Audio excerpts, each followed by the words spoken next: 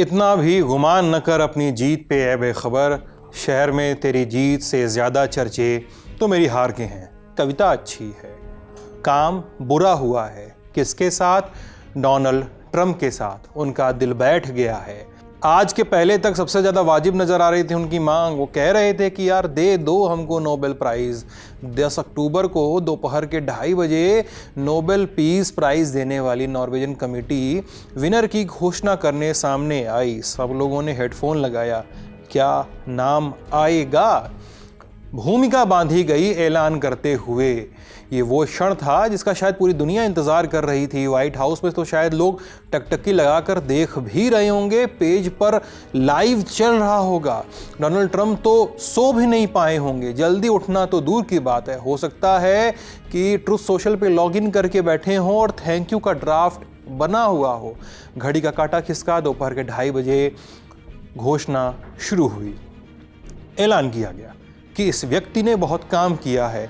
अब चूंकि व्यक्ति एक ऐसी उपमा है जो किसी भी लिंग के व्यक्ति को दी जा सकती है, तो लोगों को लगा अब भी गुंजाइश है।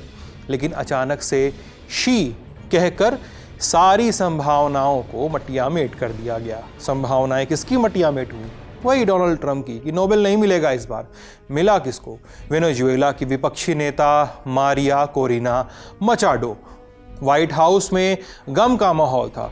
हलवा बना था, नहीं बांटा गया। बूंदी के लड्डू मंगाए गए थे, वो भी नहीं बांटे गए।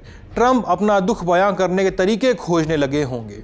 कुछ नहीं मिला तो वे फिर अपने प्यारे साथी ट्रुथ सोशल के पास चले गए होंगे, दिल की बातें कहने लगे होंगे। और ख़ास बात ये कि इस बार नोबेल प्राइज़ विनर से ज़्यादा चर्चा इस बात की है कि ट्रंप को ये पुरस्कार नहीं मिला। ये है यूएसपी। यहाँ तक कि नोबेल कमेटी की तरफ से भी आधिकारिक तौर पर इस पर बयान दे दिया गया। तो क्या थी वजह कि ट्रंप को नोबेल नहीं मिला? और साथ ही जानेंगे कि नोबेल विनर वेनेजुएला की मारिया मचाडो कौन हैं और ये प्राइज़ क्यों मिला है। लेकिन पहले परिचय। नमस्ते, हम हैं सिद्धांत और आप देख रहे हैं ललन टॉप का अंतर्राष्ट्रीय प्रसंगों से जुड़ा रोजाना का कार्यक्रम दुनियादारी।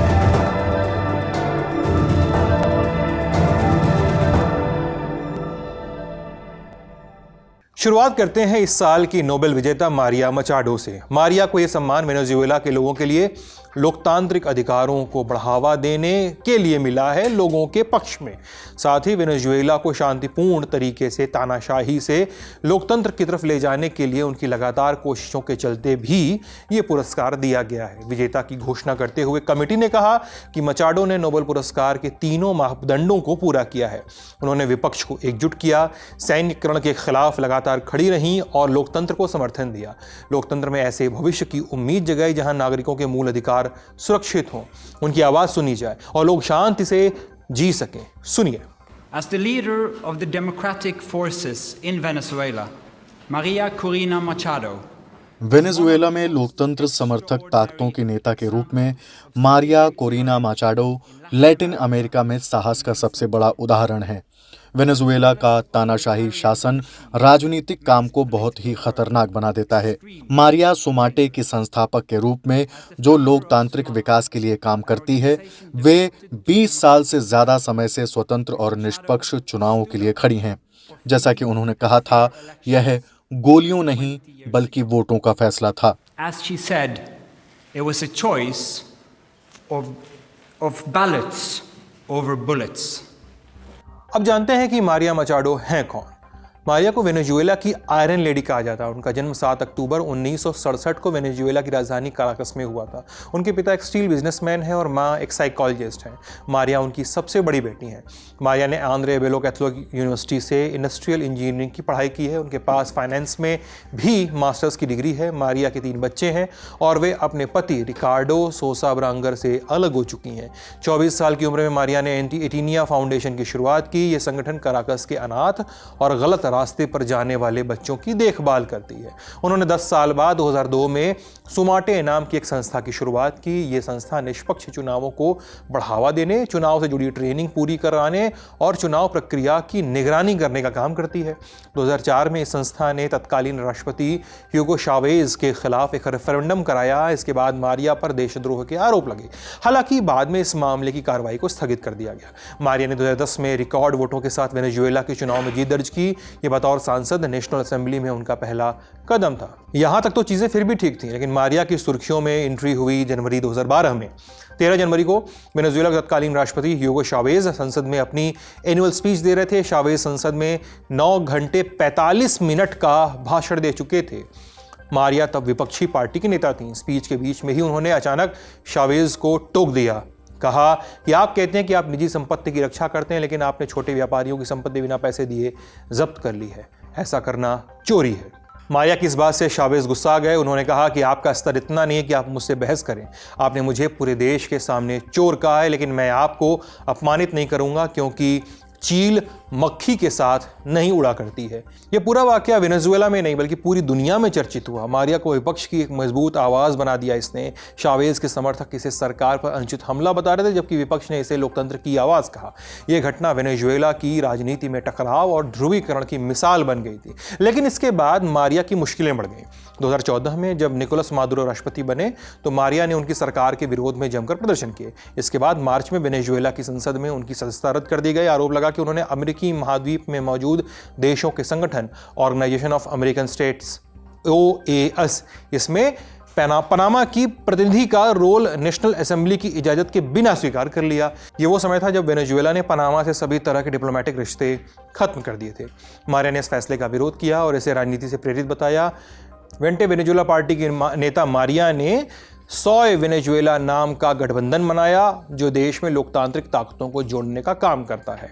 1 फरवरी 2019 मारिया मचाडो ने राष्ट्रपति चुनाव लड़ने की इच्छा जताई। इसके बाद आगामी राष्ट्रपति चुनाव के लिए मचाडो को मुख्य विपक्षी उम्मीदवार के रूप में देखा गया। 14 अगस्त 2022 को मचाडो ने आधिकारिक तौर पर चुनाव लड़ने की घोषणा की, लेकिन इसके 10 महीने बाद 30 जून 2023 को वेनेजुएला की सरकार ने उनके सरकारी पद ग्रहण करने पर 15 साल का बैन लगा दिया। इस फैसले का America, Britain, Germany, Canada, France समेत कई देशों ने विरोध किया। 2024 के चुनाव में राष्ट्रपति मादुरो जीते, लेकिन विपक्ष ने उन पर फर्जी नतीजे दिखाने का आरोप लगाया। इसके बाद 1 अगस्त को मचाडो ने द वॉल स्ट्रीट जर्नल में लिख दिया कि मैं अब सरकार से छिप के रह रही हूं। मैंने ये फैसला अपनी जान, अपनी आज़ादी और अपने देशवासियों को मादुरो की तानाशाही से सुरक्षित रखने के लिए लिया है। मारिया सेम सेक्स मैरिज और अबॉर्शन की समर्थक हैं। वे वेनेजुएला के सरकारी पदों पर री इलेक्शन के खिलाफ हैं। इसके अलावा वे सबके लिए शिक्षा के अधिकार और देश की जुडिशरी में बदलाव पर भी बात करती रहती हैं। मादुरो का विरोध और लोकतंत्र की बात करने के लिए खुद अमेरिकी राष्ट्रपति डोनाल्ड ट्रंप ने उन्हें स्वतंत्रता सेनानी इसकी उपाधि दी है। अब ये तो हो गई मारिया मचाडो की बात। अब लौटते हैं नोबेल प्राइज़ पर। इस प्राइज़ के विजेता की घोषणा होने के बाद लोगों के मन में एक ही सवाल था, ट्रंप को नोबेल नहीं मिला। सवाल नहीं, ख्याल था। सवाल तो ये था कि क्यों नहीं मिला, और एक जिज्ञासा भी थी क्यों नहीं मिला और ट्रंप अब कर क्या रहे होंगे, और खुशी भी थी कि चलो अच्छा हुआ नहीं मिला। अभी अपने पहले कार्यकाल से ही नोबेल शांति पुरस्कार जीतने की कोशिश कर रहे हैं। अक्सर कहते हैं कि कई लोगों का ऐसा मानना है कि वो इसके हकदार हैं। इस साल उनकी नोबेल जीतने की बात तब और ज़्यादा बढ़ गई जब उन्होंने इजराइल और हमास के बीच बंधकों की रिहाई के लिए समझौता कराया। इसके अलावा भी ट्रंप दुनिया में 7 युद्ध रुकवाने का दावा करते हैं। इनमें Bharat, Pakistan, Iran, Israel, Armenia, Azerbaijan, Thailand, Cambodia, Egypt, Ethiopia और सर्बिया, कोसोवो, ये नाम शामिल हैं। इसके अलावा रवांडा और कांगो, इनके भी नाम शामिल हैं। ट्रंप के नोबेल प्राइज़ न मिलने पर व्हाइट हाउस का बयान आया है। वहां के director of communication Steven Chang ने एक्स पे लिखा है कि राष्ट्रपति ट्रंप शांति समझौते करते रहेंगे, युद्ध खत्म कराएंगे और लोगों की जान बचाएंगे। उनका दिल मानवता से भरा हुआ है और उनकी तरह कोई भी व्यक्ति अपनी इच्छा शक्ति की ताकत से इतने बड़े बड़े काम नहीं कर सकता। नोबेल कमेटी ने साबित कर दिया कि वे शांति से ज़्यादा राजनीति को महत्व देते हैं। ऐसे में सवाल है कि अगर ट्रंप नोबेल के इतने ही बड़े दावेदार थे तो उन्हें यह सम्मान क्यों नहीं मिला। सवाल नोबेल कमेटी से भी पूछा गया। कमेटी ने क्या कहा, सुनना चाहिए। नोबेल शांति पुरस्कार के लंबे इतिहास में मुझे लगता है कि इस कमेटी ने हर तरह के अभियान और मीडिया अटेंशन देखा है। हर साल हमें हजारों पत्र मिलते हैं जिसमें लोग बताते हैं कि उनके हिसाब से शांति कैसे आती है। यह कमेटी उस कमरे में बैठती है जिसमें सभी पुरस्कार विजेताओं के चित्र लगे होते हैं और वह कमरा साहस और ईमानदारी से भरा होता है। इसलिए हम अपना निर्णय सिर्फ अल्फ्रेड नोबेल के काम और इच्छा के आधार पर लेते हैं। इसके अलावा ट्रंप को ये सम्मान न मिलने की कुछ अहम वजहें हैं और इसको समझें अगर हम, उसके लिए आपको नोबेल कमेटी का जो सिलेक्शन प्रोसेस है, जो क्राइटेरिया है, उसको थोड़ा समझना पड़ेगा। नोबेल पीस प्राइज के लिए नामांकन की प्रक्रिया 1 साल पहले सितंबर के महीने में शुरू होती है। इस साल मिलने वाला पुरस्कार जो है उसकी नॉमिनेशन बीते साल हो चुका है सितंबर के महीने तक। अब ये अगले साल के 31 जनवरी तक चलता है। अब नॉमिनेशन लिस्ट आने के बाद नामों की जांच होती है। नोबेल कमेटी के पास इस सम्मान के लिए 1000 से ज़्यादा नाम आते हैं। फिर एक शुरुआती लिस्ट बनती है जिसमें करीब 350 नामों को शॉर्टलिस्ट करके रख लिया जाता है। इस साल ये आंकड़ा 338 के आसपास टिक गया था। ये पहली लिस्ट है। ये बहुत हद तक इस बात पर भी निर्भर करता है कि प्राइज़ कौन सी कैटेगरी का है। मसलन आमतौर पर फिजिक्स और इकोनॉमिक्स के लिए ये लिस्ट लंबी होती है, लेकिन शांति पुरस्कारों के लिए नामों को शॉर्टलिस्ट करना और ज़्यादा मुश्किल होता है दूसरे पुरस्कारों की तुलना में। मार्च और अप्रैल का महीना आते आते लिस्ट को घटाकर 15 नामों तक सीमित कर दिया जाता है। इस काम के लिए एक्सपर्ट्स की मदद ली जाती है। इसके बाद ये सिफारिशें उन संस्थानों को दी जाती हैं जो असली विजेताओं का चयन करती हैं। नोबेल पीस प्राइज शांति पुरस्कार के केस में विजेता चुनने का जिम्मा जो है वो नॉर्वेजियन नोबेल कमेटी का होता है। प्राइज के दावेदारों को शॉर्टलिस्ट करने के बाद इनके काम को ऑब्जर्व किया जाता है। देखा जाता है कि उम्मीदवार ने शांति, भाईचारा या मानवाधिकार के लिए किया क्या है। इसके लिए कमेटी अल्फ्रेड नोबेल की 1895 की वसीयत को फॉलो करती है। इसमें कहा गया है कि पुरस्कार उसको मिले जिसने देशों के बीच दोस्ती बढ़ाई हो, युद्ध खत्म करने के लिए काम किया हो, शांति की बैठकों और कोशिशों को बढ़ावा दिया हो। इसके बाद अक्टूबर में कमेटी सीक्रेट मीटिंग करती है। इसमें उम्मीदवारों के नामों पर चर्चा, बहस ये सब होता है। इसके बाद सबकी सहमति से विजेता का चयन किया जाता है। नोबेल पीस प्राइज की घोषणा हर साल अक्टूबर में होती है, अमूमन 10 अक्टूबर से पहले।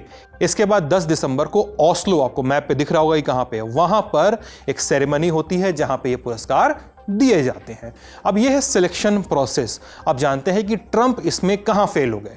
इस साल के नोबेल पुरस्कार के लिए 338 नामांकनों की प्रक्रिया जनवरी के आखिर में बंद हो गई, यानी ठीक उसी समय जब ट्रंप व्हाइट हाउस में लौटे थे अपने दूसरे कार्यकाल में राष्ट्रपति बनके।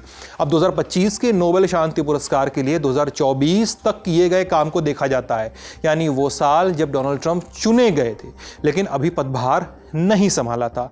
ऐसे में तमाम जंग रुकवाने के ट्रंप के जो दावे हैं वो नोबेल प्राइज़ के लिए इवैल्यूएट ही नहीं किए जा सके हैं। तीसरी वजह यह है कि ट्रंप को उनके 2 कार्यकालों के दौरान कई लोगों ने उन्हें नोबेल दिए जाने की बात कह दी। रूस भी है, पाकिस्तान भी है, इज़राइल भी है और कंबोडिया के प्रधानमंत्री भी हैं। अमेरिका, स्वीडन और नॉर्वे के कई सांसद भी इसमें शामिल हैं। अब नॉमिनेशन का मतलब ये तो नहीं कि कोई खुद को ही नॉमिनेट कर दे। उन्हें असल मानी में नॉमिनेट किया भी गया था या नहीं ये अभी तक साफ भी नहीं है। लोग बस नाम ले रहे थे, तो ये क्लैरिटी नहीं आई है कि ट्रंप का नाम कमेटी के पास पहुंचा ही था कि नहीं। अब पहुंचता तो ये भी बात होती कि भाई काम तो बहुत नया है, आपका इवेल्युएशन पुराना है, वो काम किया भी है या नहीं, वो भी बड़ा गड्ढमड्ढ सा है। कुल जमा बात ये कि ट्रंप का पहले से ही इस साल नोबेल जीतना नामुमकिन था, लेकिन उनके तमाम दावे अगले साल के नोबेल पीस प्राइज़ के लिए ज़रूर उनकी दावेदारी को कहीं ना कहीं मजबूत कर सकते हैं या नहीं कर सकते हैं, ये नोबेल कमेटी वाले बेहतर समझेंगे। अब ट्रंप को साल 2026 में फिर से आस लगानी पड़ेगी। हम सुर्खियों पे चलते हैं। पहली सुर्खी, भारत ने ऐलान किया है कि अब अफगानिस्तान में दोबारा भारतीय दूतावास खोला जाएगा। यह फैसला अफगान विदेश मंत्री और तालिबानी नेता आमिर खान मुत्तकी के भारत दौरे के दौरान लिया गया है। ध्यान रहे कि 10 अक्टूबर के दिन मुत्तकी और भारतीय विदेश मंत्री एस जयशंकर के बीच मीटिंग हुई। इस मीटिंग के बाद ही भारत ने विदेश मंत्री ने पत्रकारों को संबोधित किया और दूतावास खोलने का ऐलान किया। आपको मालूम ही है कि साल 2021 में तालिबान ने अफगानिस्तान पे कब्जा कर लिया था। इसके बाद भारत ने वहाँ मौजूद अपने दूतावास को बंद कर दिया और एक टेक्निकल मिशन को वहाँ भेजा। टेक्निकल मिशन 5-10 लोगों की एक टीम होती है जो पॉलिटिकल मुद्दों पर ही नहीं, सिर्फ मदद करने और विकास के भी कुछ प्रोजेक्ट्स में भी हिस्सा लेने के लिए बनाई जाती है, उस देश में रह के काम करती है। ऐसा इसलिए क्योंकि भारत ने तालिबान को ऑफिशियली मान्यता नहीं दी थी। अब विदेश मंत्रालय ने उस वक्त कहा था कि वे समावेशी सरकार चाहते हैं अफगानिस्तान में, जो अफगानिस्तान में महिलाओं और अल्पसंख्यकों के अधिकार सुरक्षित करे। हालिया ऐलान जो फिर से एम्बेसी खोलने का है, उसी मिशन को एम्बेसी में कन्वर्ट करने की ओर इशारा करता है। औपचारिक तौर पर तो भारत ने अभी तक भी तालिबान को मान्यता नहीं दी है, लेकिन जानकार कहते हैं कि जो टेक्निकल मिशन है उसको एम्बेसी में बदलना उस दिशा में एक बड़ा कदम साबित हो सकता है। अगली सुर्खी है गजा इजराइल से जुड़ी हुई। इजराइल और हमास के बीच 2 साल से जंग चल रही थी। 10 अक्टूबर को स्थानीय समयानुसार दोपहर 12 बजे सीज फायर लागू हो गया। इजरायली रक्षा बलों ने आधिकारिक घोषणा भी कर दी है और अपनी तय पोजीशन की तरफ वापस जा रहे हैं। ऐतिहासिक समझौता अमेरिकी राष्ट्रपति डोनाल्ड ट्रंप के 20 पॉइंट वाले पीस प्लान के तहत हुआ है। इसके तहत अगले 72 घंटों में हमास को सभी 20 जीवित बंधकों को रिहा करना होगा। बदले में इजराइल 250 आजीवन कैदी और 1700 अन्य फ़लस्तीनी बंदियों को छोड़ेगा। हालांकि इजरायली सेना के लौटने के बाद भी गजा के 53% हिस्से पे इजराइल नियंत्रण बनाए रखेगा और अब 200 अमेरिकी सैनिकों के नेतृत्व में एक अंतर्राष्ट्रीय बल सीज फायर की निगरानी करेगा। अगली सुर्खी पे चलते हैं जो पाकिस्तान से है। राजधानी इस्लामाबाद और रावलपिंडी में आज हालात बेहद ख़राब हैं। पाकिस्तान की एक कट्टरपंथी इस्लामी पार्टी तहरीक-ए-लब्बैक पाकिस्तान TLP इसने अमेरिकी दूतावास पर प्रोटेस्ट का प्लान बनाया था। TLP ने गजा के समर्थन में लब्बैक या अक्सा मिलियन मार्च इसका आयोजन किया था। TLP चीफ साद हुसैन रिजवी के नेतृत्व में मार्च हुआ। फैजाबाद इंटरचेंज से शुरू होना था और अमेरिकी दूतावास जो इस्लामाबाद में मौजूद है वहां तक जाना था। अमेरिका और इजराइल की नीतियों के खिलाफ आवाज़ उठाना था इसका एजेंडा। TLP के नेता पाकिस्तान की सरकार के खिलाफ भी उतरे हैं। उन्होंने संगीन इल्ज़ाम लगाए, कहा है कि उनके प्रधानमंत्री शहबाज शरीफ और सेना प्रमुख आसिम मुनीर ने अमेरिकी राष्ट्रपति डोनाल्ड ट्रंप और इजरायली प्रधानमंत्री बेंजामिन नेतन्याहू के सामने शर्मनाक आत्मसमर्पण कोट अनकोट ये कर दिया है। अब फिलहाल इस्लामाबाद और रावलपिंडी में पूरा लॉकडाउन है। मोबाइल इंटरनेट सेवाएं बंद कर दी गई हैं। मेट्रो वगैरह सब कुछ बंद है। राजधानी के सभी मुख्य प्रवेश बिंदुओं को भी बंद कर दिया गया है। अमेरिकी दूतावास ने एक सलाह जारी की है, एडवाइजरी। कहा है कि 10 अक्टूबर 2025 को पाकिस्तान भर में नियोजित प्रदर्शन गतिविधि की वो निगरानी कर रहे हैं। TLP और पाकिस्तान सरकार के बीच स्थितियां तनावपूर्ण बनी हुई हैं। 8 अक्टूबर यानी 10 अक्टूबर से 2 दिन पहले पंजाब प्रांत की पुलिस ने लाहौर में TLP चीफ साद रिजवी को गिरफ्तार करने की एक असफल कोशिश की थी। इसके बाद TLP समर्थकों और पुलिस के बीच हिंसक झड़प हुई जिसमें कम से कम 5 पुलिस कांस्टेबल और भारी संख्या में TLP कार्यकर्ता घायल हुए। प्रदर्शनकारियों ने पत्थरबाजी और लोहे की छड़ से पुलिस पे हमला किया जबकि पुलिस ने आंसू गैस का इस्तेमाल किया, ऐसा पुलिस का दावा है। TLP ने कहा कि उनका एक कार्यकर्ता इस हमले में मारा गया है और 20 से ज़्यादा लोग घायल हुए।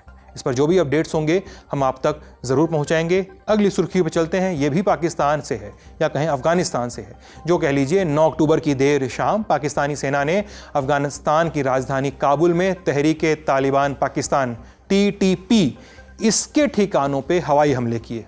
पाकिस्तानी सेना के प्रवक्ता लेफ्टिनेंट जनरल अहमद शरीफ चौधरी ने कहा है कि इन हमलों में तहरीक-ए-तालिबान पाकिस्तान के मिलिटेंट्स और उनके छुपे हुए ठिकानों को निशाना बनाया गया। गौर करिएगा कि इस हमले के समय अफगान विदेश मंत्री मुत्तकी भारत के दौरे पर आए हुए थे।